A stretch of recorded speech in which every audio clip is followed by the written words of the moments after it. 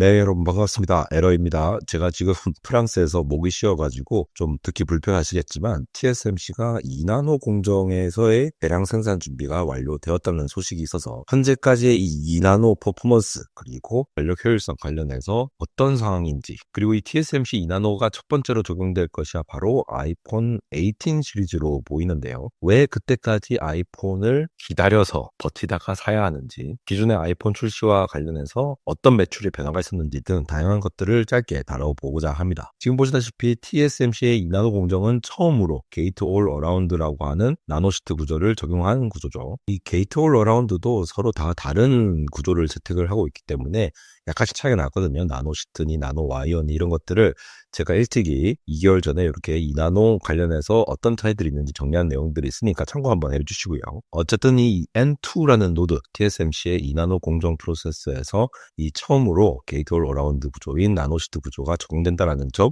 생각해 두시면서 제 말씀을 한번 들어보면 좋을 것 같습니다. 그럼 한번 가보시죠. 우선 다양한 매체에서 얘기를 하긴 했지만 TSMC가 이 2나노 공정 대량 생산과 관련해서 2025년에 월 5만 개까지 생산이 가능하다. 이건 웨이퍼 기준입니다. 웨이퍼 한 개당 수율에 따라 다르겠지만 뭐 100개에서 500개 사이에 어떤 칩들을 생산해낼 수가 있겠죠. 매달 이 정도의 생산 캐파가 된다라는 입장에서 수율이 지금 60% 이상으로 올라왔다라고 예측을 하고 있기 때문에 충분히 아이폰에 들어가는 것으로 기대를 할 수가 있을 거고, 그러한 상황에서 이 공정 로드맵을 보시면은 기존에 이렇게 N3를 2023년도에 시작으로 이 N3라고 하는 것을 N3B라고도 부르죠. 그 다음에 N3E가 주력으로 해서 뭐 퀄컴도 그렇고 다양한 업체들이 이 N3E 노드를 사용해서 3나노 공정을 처음으로 적용하는 곳들이 많았습니다. 올해는 N3P와 N3X를 확장을 하려고 하는, 올해는 이 N3P와 N3X 그리고 N2를 처음으로 적용하는데, N3로 시작하는 요 노드들은 3나노 공정, 그러니까 핀펫의 마지막 공정이라고 일컫고 있는 거죠. 예전에도 말씀드린 바 있지만 이 N3 공정이라는 것의 파생 노드인 N3P라던가 뭐 N3X 이런 애들은 클럭을 높인다거나 아니면 서버용으로 좀 더 확장을 해야 하는 것으로 기대가 되고, N3E는 N3B, 그러니까 예전에는 N3라고 불렀던 요 공정이죠. N3B 공정에서 EUV 단계를 원래는 25개를 썼었거든요. 그걸 19개로 줄여서, 그러니까 그만큼 공정 단계를 줄임으로써 EUV 장비를 쓰는 것을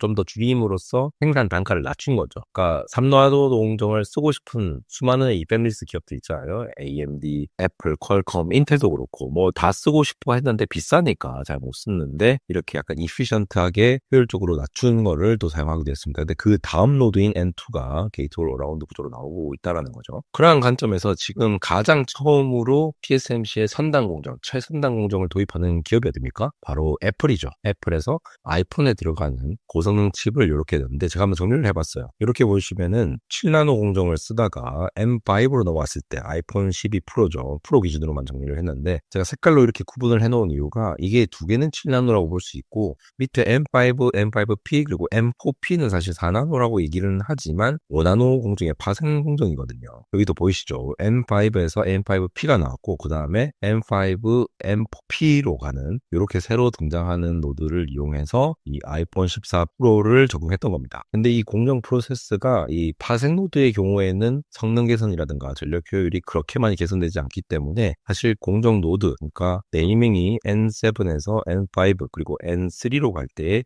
가장 큰 변화가 있다고 보시면 되는데, 그게 실제 아이폰 출하량, 그러니까 매출에서도 연관이 있습니다. 예를 들어 쭉쭉쭉 오다가 아이폰 12 때 확 올라간 거 보이십니까? 아이폰 12 때 무슨 일이 있었죠? 바로 N5 노드를 처음으로 적용을 했죠. 실제로 N7에서 N7P로 갈 때의 퍼포먼스 개선율이 7%잖아요. 같은 파워에서. 근데 N7에서 N5로 갈 때의 개선도가 훨씬 더 높은 거 보이시죠? 마찬가지로 N5에서 N3로 갈 때도, N5에서 N3로 갈 때도 상당히 큰 개선이 있는 것을 볼 수가 있습니다. 이런 공정에 최적화하는 것에서 더 나아가서 조금 더 밀도 높게 설계를 하는 것으로 보이기 때문에 아예 그 라인 설비라든가 이런 것들이 다 달라질 수 있는 거라고 볼 수가 있습니다. 그래서 이 아이폰 12 프로 때, 그러니까 M5를 처음으로 적용했을 때 이렇게 피크를 쳤다. 물론 뭐 이것 때문은 아니겠죠, 무조건. 그런데 이 매출이 잘 나올 수 있었던 계기도 요게 한몫 코스를 할 거다라고 예상되는 부분들이 있고, 마찬가지로 아이폰 15 시리즈 같은 경우는 역대급이에요. 전부 다 이 개수가 나머지 애들을 압도합니다. 14라던가 뭐 16도 이 정도로 안 팔렸거든요.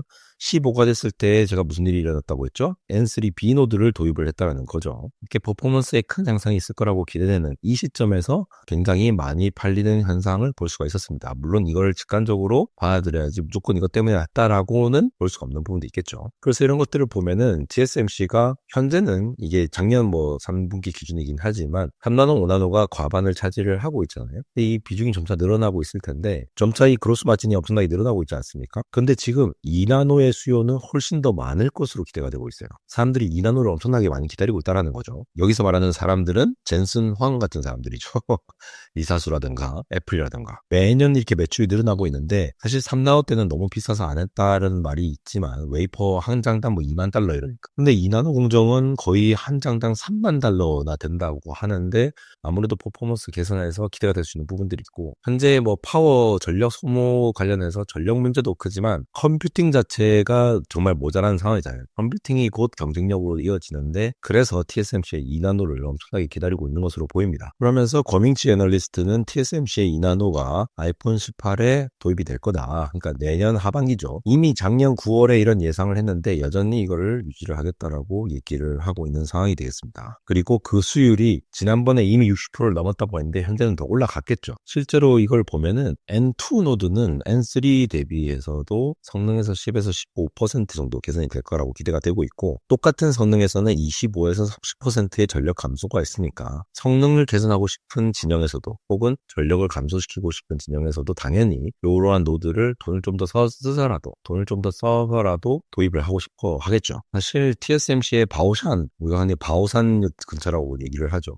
요거 가보시면은 요게 원래 TSMC의 요 공장들이 굉장히 많은 팹이 굉장히 많은 곳이거든요. 여기서 당장 TSMC라고 치면은 여기 여러 팹들이 있는 거 보이십니까? 굉장히 많은 팹들이 있는데 여기서 지금 2나노 설비를 이제 구성을 하고 있다라는 얘기가 계속 나오고 있었고 근데 이게 태풍 개미 때문에 영향을 되게 많이 미쳤다라고 들었어요. 가구들도 한 50만 가구가 정전을 일으키고 사망자도 생기고 이런 일이 있었는데 TSMC의 공식 입장은 별 문제 없다라고 얘기를 하고 있는 것이 되겠습니다. 그다음에 가오슝지옷도 제가 말씀드렸죠. 이 근처 타이난 근처 이런 근처에다가 팹을 지어가지고 TSMC는 항상 최선단 노드 그리고 패키징 관련돼서는 자국의 타이완 지역에 지금 짓는 걸 보이는데 트럼프가 지금 계속 압박을 하고 있는 상황이 되겠죠. 근데 어쨌건 이 지역에 이 두 개의 설비를 통해서 각각 팹마다 지금 월 몇만 장의 웨이퍼를 생산할 수 있는 정도로 충분히 양산 준비가 다 되었다라고 얘기가 되고 있는 것이 이번 뉴스가 되겠습니다. 이 기사는 올해 8만 개를 얘기를 하고 있는데 지금 각 팹마다 3만 개에서 3만 5천 개 정도의 생산이 가능하고 수율이 60% 이상이니까 이 정도로 웨이퍼가 가능하다라고 얘기를 하고 있는 것이 되겠죠. 그리고 2027년도까지는 10만 개가 넘도록 생산을 할 수 있다라고 예상을 하고 있는 부분들이 되겠습니다. 이게 보면은 수율이라고 하는 것이 항상 달라져요. 사실 프라이데이 오렌지에서 정리를 해주신 내용인데 사실 똑같은 공정을 쓰더라도 이 칩 크기가 커지면은 수율이 떨어지게 보이기 때문에 이 수율 자체를 어떤 기준점으로 할 수가 없죠. 그러니까 예전에 여기 TSMC 첫 GAA 2나노 공정에서 왜 팩결싱어가 이렇게 열받았는지 왜냐하면 인텔은 서버용으로 고성능 칩을 굉장히 큰 거를 만들기 때문에 수율이 낮게 보일 수 있다는 내용인데